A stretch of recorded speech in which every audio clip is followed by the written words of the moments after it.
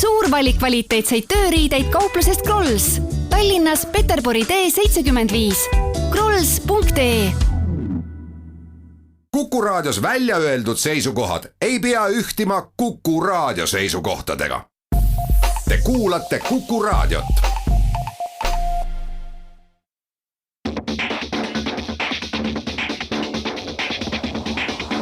Autotund.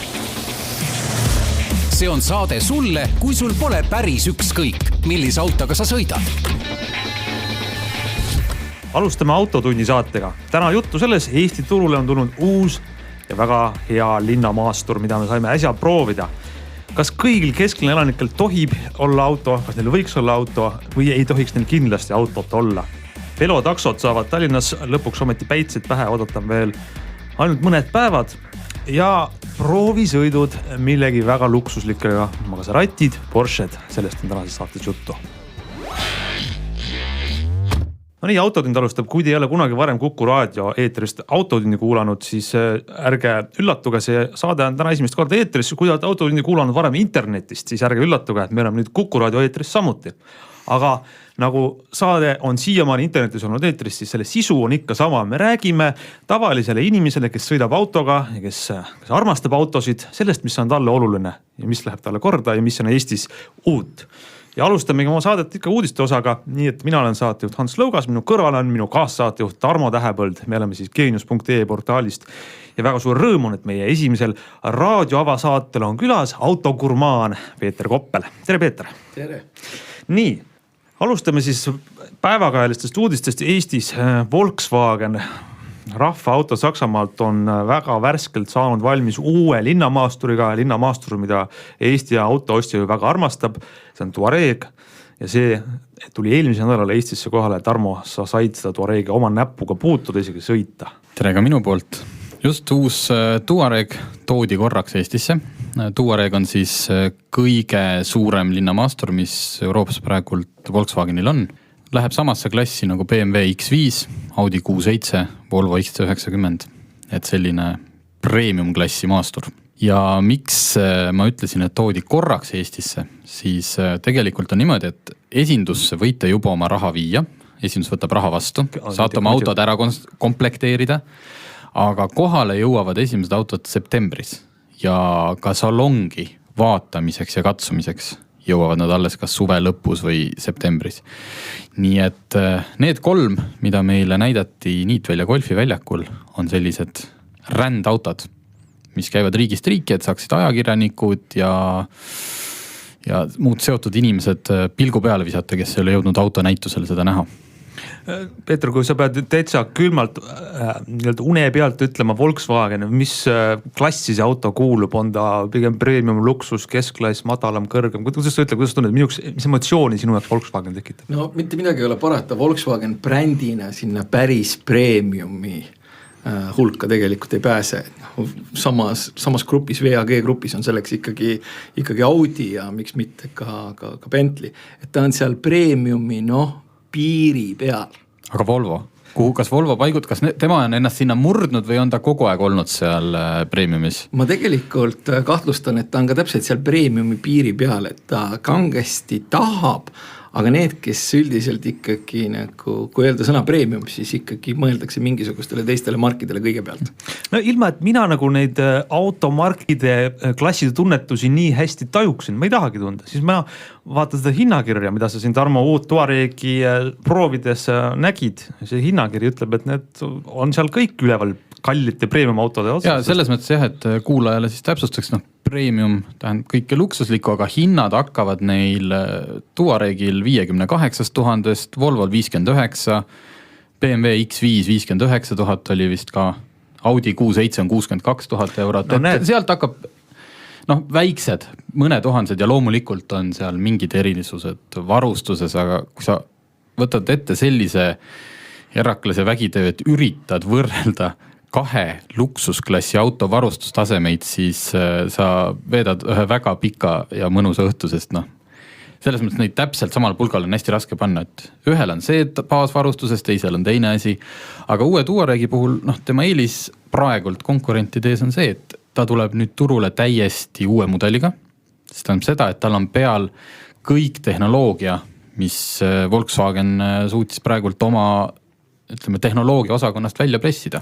Mis on see silmatorkav kirgas tähekene selles Touaregis, mis sa märkasid, mis ühel 2018 aasta uuel Volkswagenil nagu on seal varustuses? Mis see kõik ägedam asi on? No mis minule, kes kuulas ka meie eelmist saadet internetis tohutult muljet avaldas või tähendab, mis on minu jaoks päriselt vajalik asi, on näiteks neil on peal, saab tellida Night Vision, mis tuvastabki enne, kui laternavihk või inimese silm kuskil pimedas, kas mõnda näiteks sõbra juurest hilja peale koju minevat külameest kuskil tee ääres märkab või ka tõesti tee ääres rohtumäluv selline kitseke.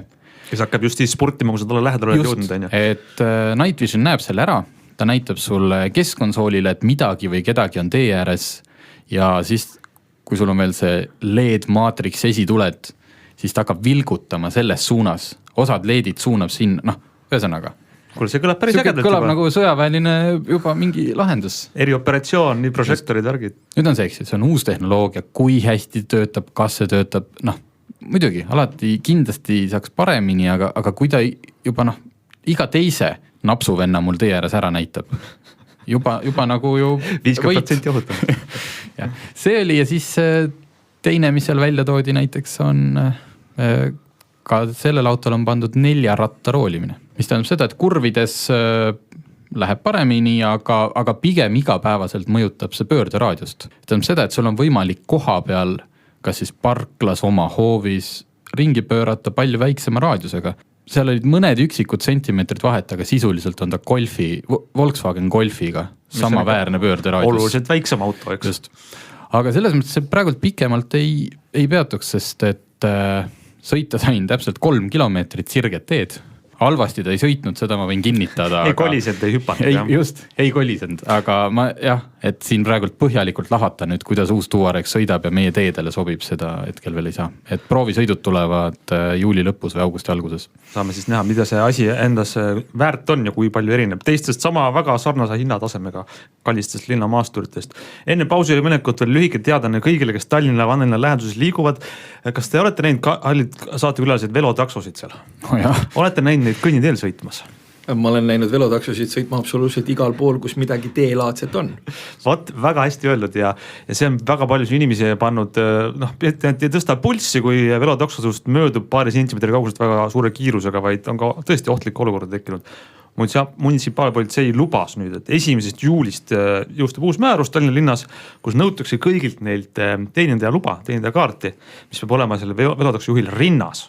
Et sa näed, et see tüüp, kes tuleb, on siis tuvastatav tema nimi ja luba on seal ja kui luba ei ole, siis politsei kutsuda ja palun eemaldada liiklusest selline tegelane, et võiks minna 1. juulist lugu paremaks nendel jalakäijatel, kes tahavad liikuda Tallinna ümbruses.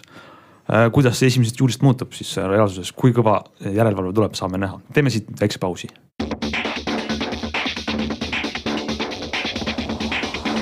Autotund. See on saade sulle, kui sul pole päris ükskõik, millise autoga sa sõidad. Lähme autotunniga edasi. Uudisid, Peeter, sina tulid siia meie saatesse ja sul oli üks nördimajav uudis, et parkasid Tallinna kesklinnas parkimisloaga, aga said trahvi. Sain trahvi ja trahvi kviitungil oli kirjutatud, et parkimist lubav dokument oli paigutatud nõuetele mitte vastavalt. Sul oli parkimisluba olemas, auto esiklaasi all siis? Jah, see oli lihtsalt tagurpidi. Mitte siis tagurpidi selles kontekstis, et oleks vale poolega olnud kontrollija poole, vaid ta oli tagurpidi selles kontekstis, et numbrid olid tagurpidi, mis võimaldab seda parkimisluba identifitseerida. Ehk siis 180 kraadi, et jalad ülespoole, aga loetav, silmadega loetav. Ütleme, intelligentsele inimesele võiks olla loetav, mis numbrid seal peal on. Sa said trahvi, mis edasi sai, maksid ära ja kõik või? Ma ikkagi alguses ei tahtnud maksta, ma ei tahtnud maksta sellepärast, et see tundus mulle natukene selline naljakas ja natukene kummaline ja ma mõtlesin, et ma vaidlustan. Ja siis ma kenasti läksin parkimine leheküljele, identifitseerisin ennast läbi pangalingi ja siis sisestasin selle trahvikviitungi numbri ja edasi läks asi selles mõttes huvitavaks, et ega ta siis ei tahtnud mulle teps mitte minu seda trahvi näidata, vaid ta palus mul näidata, et ma ei ole robot. Teate sellist toredat puslet, kus tuleb vaadata, et millistes kastides on valgusfoorid. Mis minule tegi päris palju nalja, sellepärast, et ma ei ole küll nagu nii tehnoloogia inimene, aga kui ma ennast juba olin läbi pangalingi identifitseerinud, siis mul oli siuke tunne, et on väga ebatõenäoline, et ma robot olen. Aga lõpptulemus oli see, et ma kuskil 30 korda proovisin erinevate brauseritega sisestada seda trahvikviitungi numbrit. Tõestada, et sa ei ole robot. Ja tõestada, et ma ei ole robot ja see roboti tõestamise agregaat näitas mulle ka rohelist linnukest. Ehk siis ta tõestas, et ma ei ole robot, aga mina ei jõudnud enda selle trahvini välja ja ma ei jõudnud ka vaidlustamiseni välja, sellepärast, et see süsteem teatas, et sellist kviitungit ei ole ja üleüldse te noormees võiksite sisse logida ise teenindusse, kus ma juba olin sees.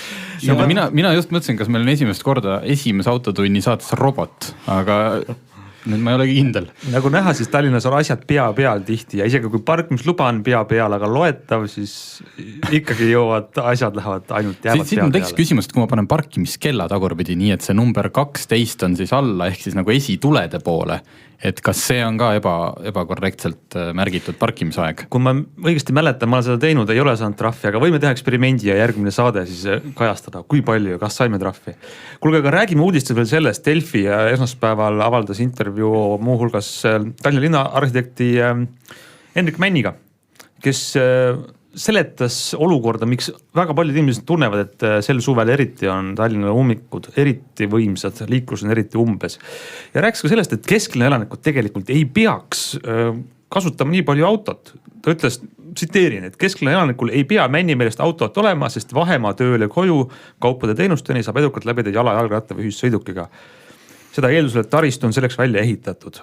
Ja siis ta rõhutas, et see peatänava projekt, mis on Tallinnas kesklinna tulemus, on väga, väga hea selleks, sul on palju rohkem ruumi jala käimiseks ja me peame loobuma autostumisest, peame loobuma ebamõistlikest liikumistest, kus autos istub üks inimene. Ja näiteks läbi kesklinna sõita ei ole okei, ütleb siis linnapea arhitekt Hendrik Mänd. Väga tore uudis. Sa ei vaadanud meie suunas, meil läksid mõlemal kulmud samal ajal kortsa. Ei vaadanud jah, sest nii toredat uudist, nii selgelt ja head, tugevalt argumenteeritud seisukohta pole ammu kuulnud ja ma ei ole irooniline. Väga mõistlik jutt. Kas te olete nõus? Minu jaoks jääb see natukene selliseks ühepoolseks, sellepärast, et ma sõidan autoga, ma kusjuures maksan ka makse ja ma suudan suhteliselt huvitavaid olukordi mõelda enda peas välja, kus näiteks kesklinnas elaval inimesel ikkagi on autot vaja, sellepärast, et hea näide on selline tore pereisa ja hea näide on see, et kuidas meil lasteaiad kipuvad olema sellised huvitavad, kus siis võib juhtuda, et kesklinnas elav inimene peab oma lapse panema näiteks Õismäele lasteaeda ja me oleme ilusti sellises olukorras, kus see väide, sellele saab leida praktilisest elust vastuväiteid. Teine hea küsimus on muidugi see, et kas kesklinnast peaks autoga sõitma või mitte, ja et kas tõesti peaks nagu Narva maantee algusest kuni Vabaduse platsini tegema jalakäijate ala, et iseenesest see mõte justkui oleks nagu tore, aga siis ma hakkan mõtlema sellele, et milline ilm meil ikkagi umbes 9 kuud aastas on ja kas inimesed tahavad läbida 9 kuud aastas sellise nii-öelda distantsi jala ja mida siis nii-öelda need ärid seal selle jalgtänava nii-öelda ääres teevad. Et iseenesest kui meil oleks siin Barcelona, siis ma ainult plaksutaks selle mõtte peale. Meil, kellel siin on november, see tundub päris vallatu mõte tegelikult. Mis sa arvad, Tarmo? Ma ei saanud sellest aru, et kuidas mul kõik siin kesklinnas olemas on, et mul näiteks on päris mitu sõpra elab mitte kesklinnas ja pere elab mul maal, et ma saan aru, ma tegelikult võin siin ironiseerida ka ju lõputult ja mina elan tegelikult oma kontorile väga lähedal ja suvel ma naudin seda, et ma praegult käingi jalgsi tööl, sest et ma ei pea vedama lasteaeda. Aga muudel aegadel ma pean ja kahjuks asub ka, ühesõnaga, see ei jää mu käigu tööle, mul on autot vaja, mul on tööasjus, nii minu töö, tihti on vaja mul minna võtta proovisõiduauto. Nii, kus asuvad autoesindused? Laagris, seal Tartu maanteelt väljas. See väljend, et nagu kesklinnas elamine vaikimisi võtab sult ära kõik seosed ümbritseva Tallinnaga või ümbritseva Eestiga. Elad kesklinnas? Selge, sul ei ole autot vaja. Mis mõttes ei ole? Et Tallinnas on ju nii palju teenuseid ja asju on ju väljaspool kesklinna. Et kust see... Ega Hendrik Mändi ei saa, võib-olla kui ma minu tsiteerimisest jääb temast ühekülgne mulje, siis ei tegelikult ta esitab ka päris mõistlikke argumente ka oma linnavalitsuse suhtes. Näiteks ta ütleb seda, et ikkagi Tallinnas praegu keskmine tipptunnil tööle jõudmise aeg autoga on 18 minutit. See sama teekond ühissõidukiga 42 minutit. Mis näitab, et see on puhtalt me ju hindame kõige rohkem oma aega. Ja see on täiesti võrreldamatud alternatiivid, kuidas seda sama vahemaad läbi teeks. Ja kas või sinu kirjeldatud olukord, kus me siis 9 kuud aastas selles lörtsis peame mingid vahemaad läbima, kui seal oleks super ühistranspordi liiklus vahel, tramm, mis sind mööda seda jalgteed liigutab. Minul läheb kodu eest buss number 3. Ja kui ma hommikuti ükskõik, ma lähen autoga või bussiga või jalgsi tööle, me kõik jalgsi ma kõnnin mööda. See number 3 venib seal alates kuskilt Arsenali keskusest alates kuni siis ma ei tea, kuhu ta lõpuks läheb. Ta on ju täpselt seal samas rodus. Ta ei pääse mitte kuhugi. Tramm on ainuke lahendus. Ma saaks aru, kui Tallinna ühistransport oleks sellest lähtuvalt üles ehitatud, et meil on üks küsimus, kuidas inimesi kiiremini oma sihtkohta vedada. Ja siis vastame sellele küsimusele, ehitame sellele süsteemi, kuidas siis saaks efektiivne. Aga mulle praegu tundub, et see on väga palju selline legacy süsteem, olemas olevad koridorid, teenindame need ära, kus inimesed liiguvad. Ka tihti see, et hoopis teine kaasus on, et kuidas inimesi vedada, kellel ei ole muud transpordivõimalust, mis on väga tähtis, et neid vedada. Aga me ei saa öelda, et nüüd teie autoga sõitjad koliga nüüd ümber sinna 2 või 3 korda aeglasemasse ühistransporti. Ma ei tea, kas see on inimeste enda viga või on see, ütleme siis, liikluskorraldajate arusaam, töö tegemisest kui sellisest on veel kuskil 20 aastat tagasi, kus kell 8 läksid kõik kuhugi, istusid maha ja enne 5 sealt ei liikunud. Et tänapäeval on nii palju töökohti, kus sa ei istu liini peal, sa kogu aeg teed, kogu aeg on liikumist, et seda ei saa nii võtta, et tööle minek tähendab seda, et sa oled seal 8 tundi paigal ja siis kõik liiguvad korraga tagasi nagu mingis düstoopilises ulmefilmis. Ja sellise suhtumise vastu, et auto omamine on kuidagi nüüd kuritegu. Sellise suhtumise vastu ikkagi tuleks nagu käsi püsti tõsta ja öelda, et päris nüüd nii ka ei ole. Et autoomanik maksab ka makse. Autoomanikul on ka nii-öelda demokraatlikes protsessides hääleõigus. Autoomanik on ka inimene ja ta tõesti kasutab seda autot väga sageli just nimelt sellepärast, et see on objektiivselt vajalik. Võib-olla see väga hea moto, mis kogu meie saadet võiks äkki kokku võtta, mulle tundub. See kõlab hästi, aga me lähme väiksele pausile.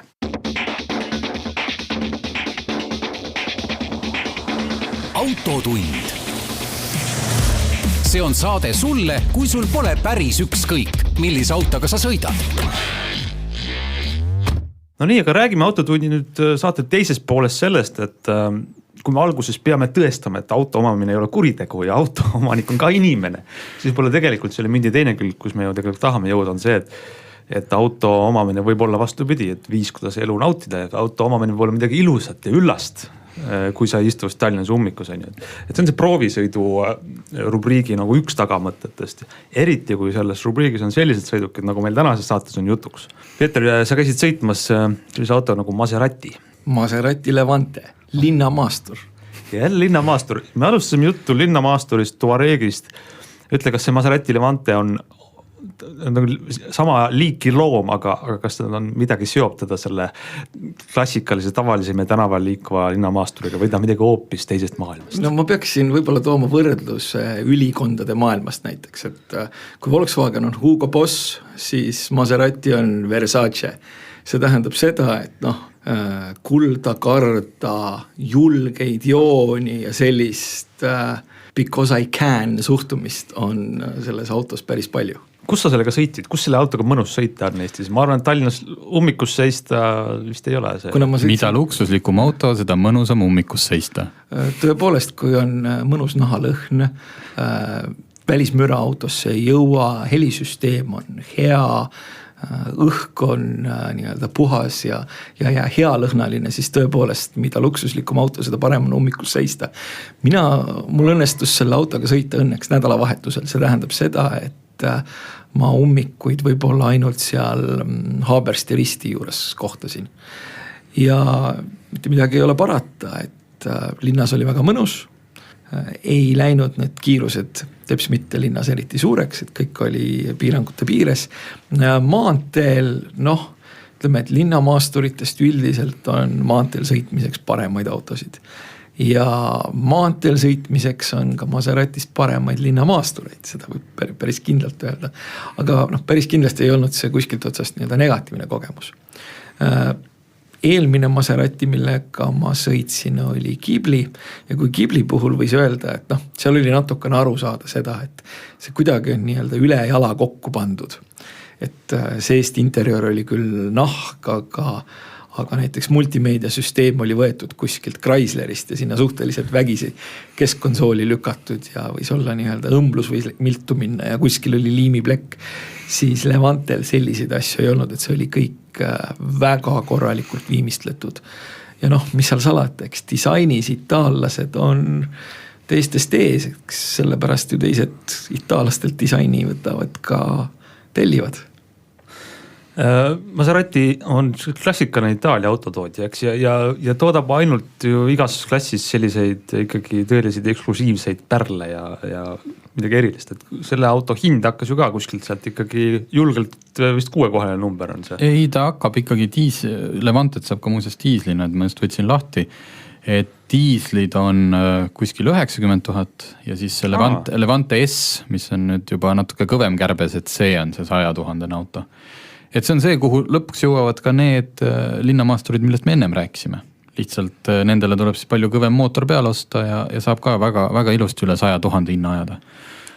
See Levante S, see oli ka väga korraliku mootoriga, eks? See oli väga korraliku mootoriga ja seal tuleb kindlasti ära mainida üks oluline sellist sõidurõõmu tekitav asjaolu.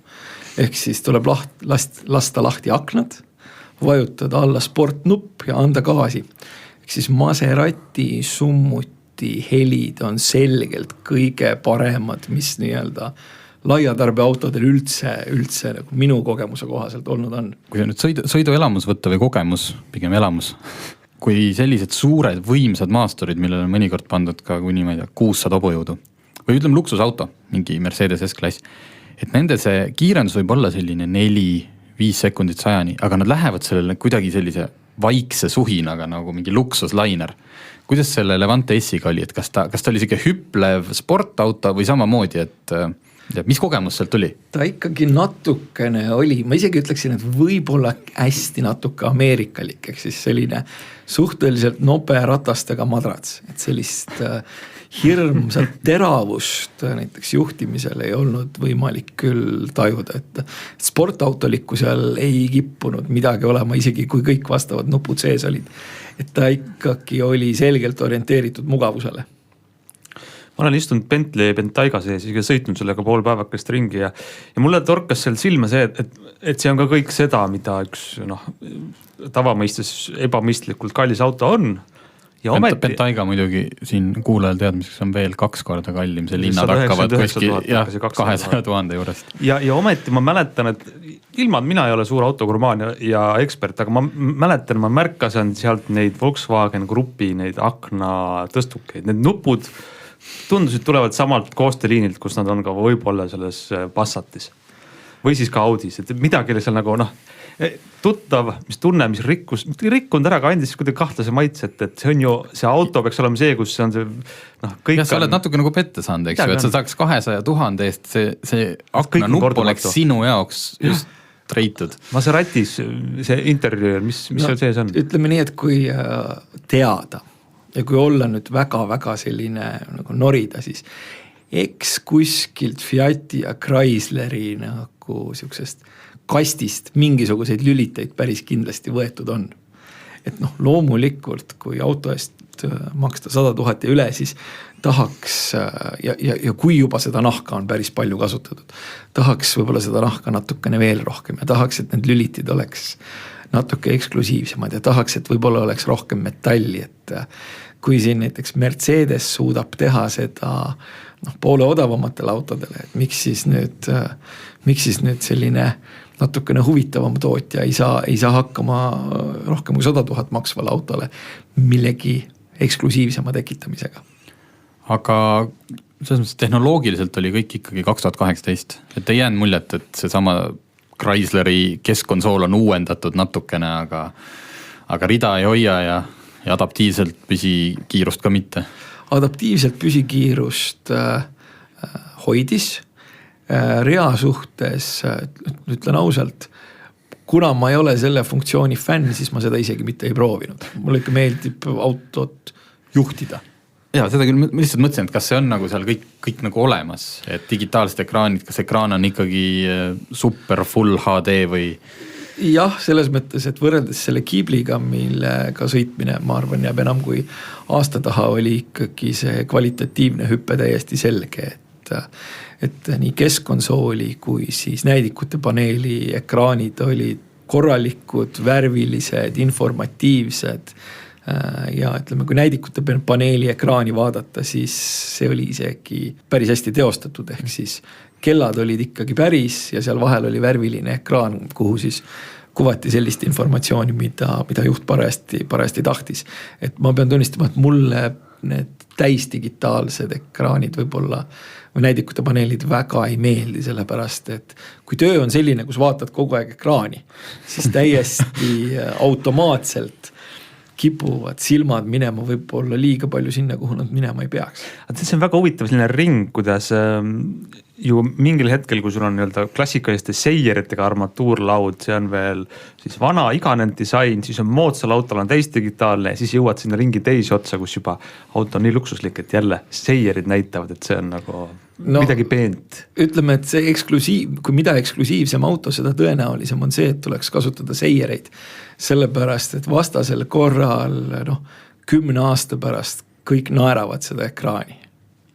Jah, sest et see ekraanitehnoloogia ju areneb omas tempos edasi ja meil on palju näha neid autosid, kus sa istud sisse ja vaatad, et muidu on korralik auto, aga kogu see IT pool on ikkagi täitsa ajast ja arust. Teeme väikse pausi ja siis räägime edasi.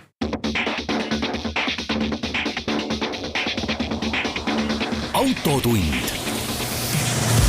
See on saade sulle, kui sul pole päris ükskõik, millise autoga sa sõidad. Autotund, saade hakkab lõpul jõudma, aga räägime veel oma proovisõidust selle Maseratiga. Tarmo, mis sa tahad öelda? Ei, ma tahtsin Peetrilt küsida sellise hüpoteetilise küsimuse, et sa sõitsid sellega vist terve nädalavahetuse. Tõsi. Nii, nüüd tuleb Maseratist tähtis inimene, võtab Peeter Koppeli käe kõrvale, kutsub koosoleku, ütleb, mida me muutma peaksime, et see auto oleks veel parem. Ühesõnaga, see on viisakalt küsides, mis nagu kõige rohkem häirima jäi või mis võiks teistmoodi olla? Alates disainist lõpetades ükskõik millega? Ütleme, mida ma neile ütleksin on see, et võtke Porsche Cayenne ja vaadake, mis juhitavuselt erineb teie autol ja Cayenne'il. Cayenne'il on ikkagi roolis istumine, Cayenne on olemuselt võib-olla natukene igavam auto, midagi ei ole parata, aga seal on roolis istumise kogemus, tagasiside, kõik mis ergonoomilisus, kõik on ikkagi, mis teha veidikene paremat kui Maseratil ja kogu see sõidukogemus, et kui Maserati kohta võib öelda, et see on statement, ma sõidan Maseratiga ette, see on Maserati, siis Porsche on ikkagi tegelikult ka Cayenne, mis mulle nagu põhimõtteliselt kontseptsioonina nii väga ei meeldigi, siis sellega sõidukogemus juhi mõistes on ikkagi selgelt parem.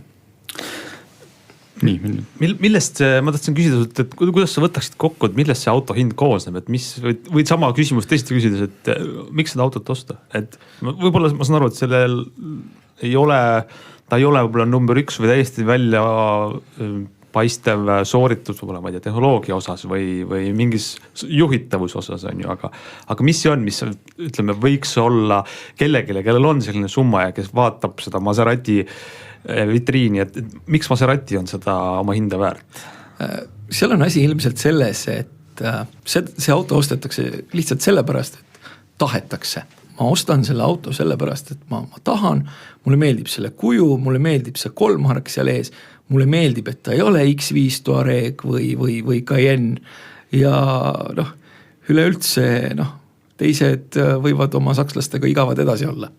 See on mingi selline isikupära väljendus natukene, jah? No see on täpselt samasugune see, et kes paneb selga nahkpintsaku sinna, kus teistel on tavalised pintsakud või ussinahast kingad sinna, kus teistel on tavalised mustad kingad paeltega.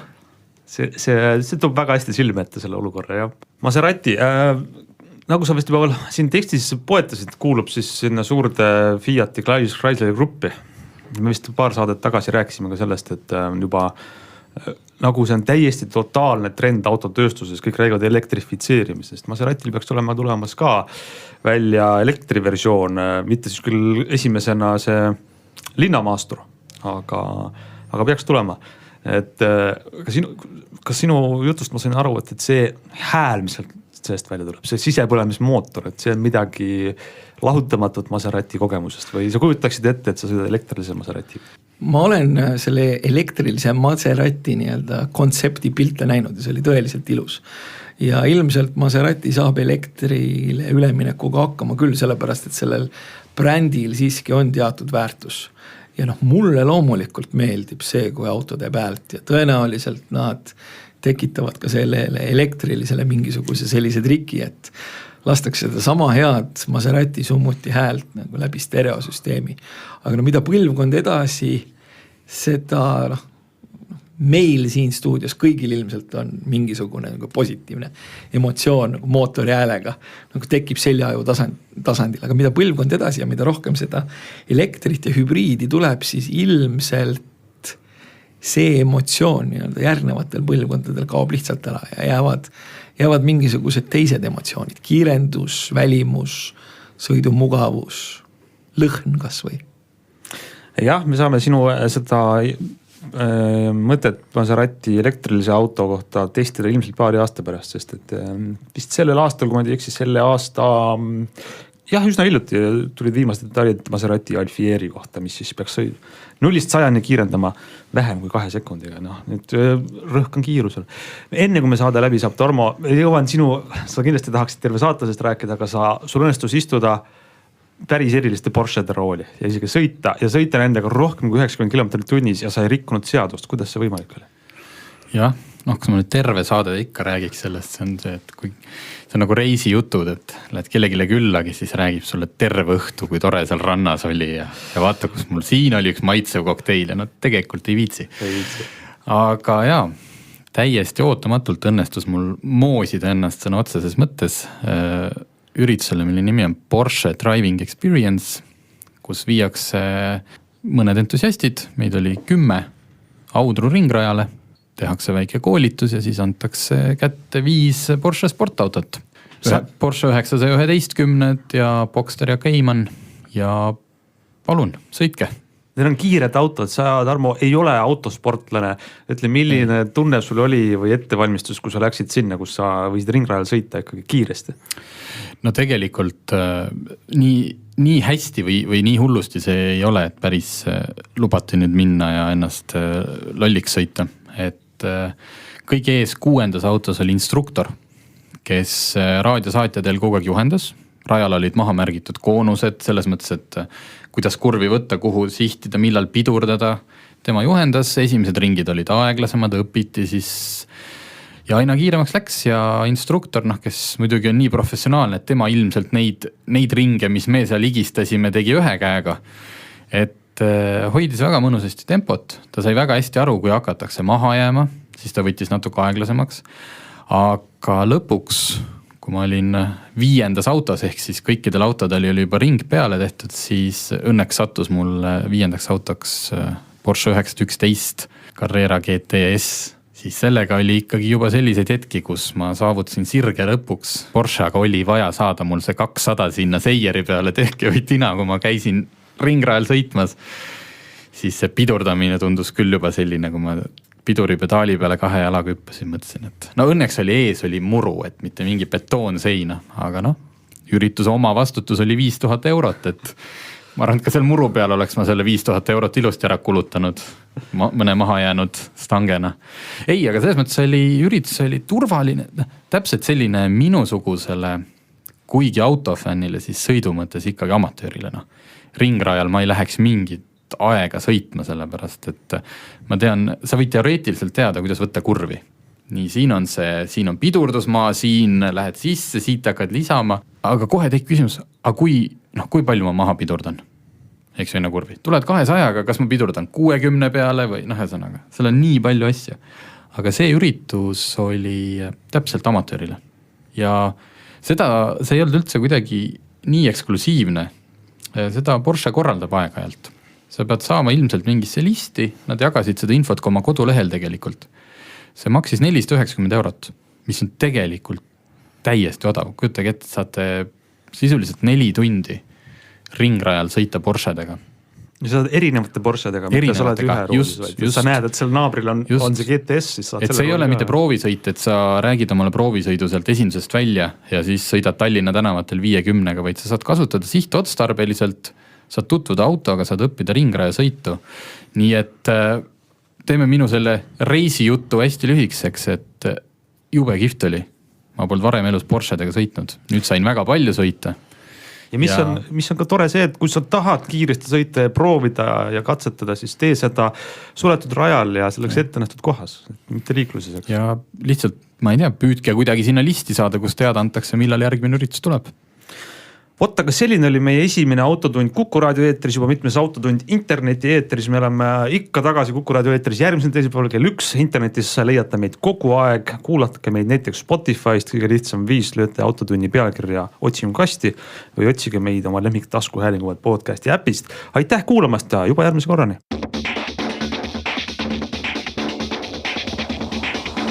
Autotund. See on saade sulle, kui sul pole päris ükskõik, millise autoga sa sõidad.